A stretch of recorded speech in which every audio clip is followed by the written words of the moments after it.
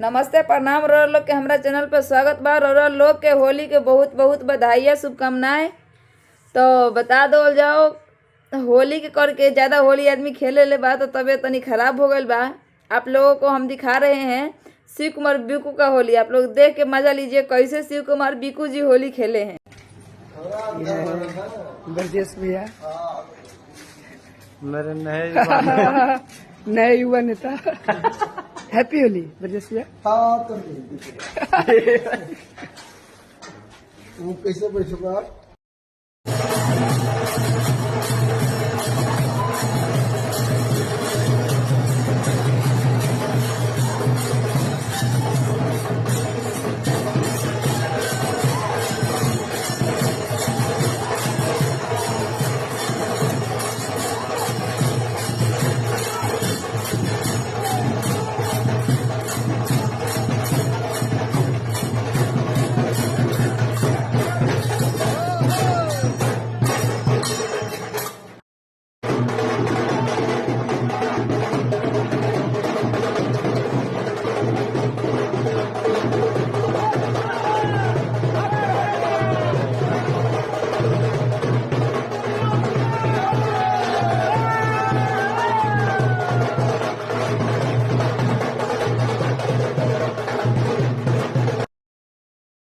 हाँ तो भाई लोग वीडियो देख लेनी लोग नु इहो सही होली खेले बारे। जैसे गांव में लोग खेलल लोग पूरा कपड़ा लता फाड़ फूड़ के रंग बिरंगा हो गल बाटे। लोग सबनी के लगा था कि 4 दिन 1 महीना तक ले कलर जाई ना। जैसे एक दूसरे का पेंट कैले बा लोग। होली थोड़ी ना बोल एक दूसरे का चेहरा पेंट कैले बा लोग।